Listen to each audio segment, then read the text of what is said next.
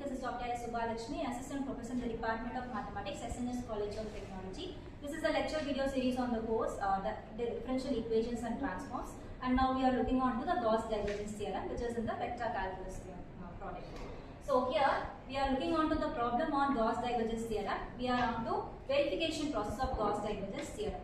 So we were just calculating in the previous video the RHS of Gauss Divergence Theorem, in which we have triple integral over V del dot f vector dv. So we have calculated what is del dot f vector. It is nothing but the divergence of f vector. The given f vector have been replaced here and simplified to get del dot f vector is equal to 4z minus 5. Now the next step to be processed is finding this dv. What is this dv? Since you already knew that V is the volume of the region given, we have noted that V is the volume here, and therefore this splits up into this variable of integration splits up into along the all the three axes, since you are given with the cube here. Cube means you have a three-dimensional figure, and therefore we are given with the three axes here. The first one is dx, second one is dy, and the third one is dz. What are the limits given for all these x, y's and z's? X is equal to 0 to x is equal to 1, y is equal to 0 to y is equal to 1, and z is equal to 0 to z is equal to 1. So we have got the limits also for all these differential values or integral values. So dx is 0 to 1, dx's limit is 0 to 1, dy's limit is 0 to 1, and dz's limit is 0 to 1. So we are just implementing all these findings in the RHS of our Gauss Divergence Theorem. What is your RHS? It is triple integral over V del dot f vector dv. So triple integral over V del dot f vector dv can be replaced as, what is del dot f vector here? It is 4z minus 5. So 4z minus 5 into what is dv? We have already found out dv as dx, dy and dz.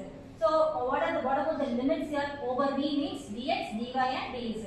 So inner integral corresponds to x. So the inner limit is 0 to 1. The next integral is corresponding to y, and the next limit is 0 to 1. And the next integral, the final integral is corresponding to z, and therefore the next limit is 0 to 1. So we have got the limits also. Now we are going on to integrate that with respect to all the axis values here. The first variable of integration is dx. We are going to integrate this with respect to x. On integrating 4z with respect to x, you will have 4xz minus y into x. Within the limits x is equal to 0 to x is equal to 1, and the remaining integrals will remain the same. And on implementing the definite limits here, x is equal to 0 to x is equal to 1, upper limit is 1 and the lower limit is 0. So the final value here is, on integrating with respect to x, you have 4z minus 5. Now moving on to the next column. We have the next variable of integration as z. So this is, on integrating, you will have 4 by z minus y square by d. That is what we have got here. So this is nothing but 4z by minus y square by 2. Within the limit y is equal to 0 to y is equal to 1. And the next integral remains the same. So which is equal to integral 0 to 1 4z minus 1 by 2 dz. Which means you are implementing the upper limit and the lower limit here. On integrating with respect to z, you have 4z square divided by 2 minus 1 by 2 into z, which is z is equal to 0 to 1 as the limits here. On implementing the upper limit, you have 2 minus 1 by 2, the lower limit will be 0. On simplifying it, you have the RHS of Gauss Divergence Theorem is 3 by 2. And this is how we find the RHS of the Gauss Divergence Theorem. And later on, we will be finding out the LHS of the Gauss Divergence Theorem also as well. So now we are moving on to the LHS of Gauss Divergence Theorem. So since we are given that it is a cube in the given question, we have drawn a cube here. So which have its axis on x, y and z here. So this is your actual cube, and we also have named it like A, B, E, O, C, F, G, D. This is your actual cube, and with measuring points as x is equal to 0 to 1, y is equal to 0 to 1, and z is equal to 0 to 1. Now, as per our discussion earlier, there were 6 faces in our cube. So, how many surfaces will be here? Here there will be 6 surfaces, so corresponding to the 6 faces of the cube. That is what on the RHS here.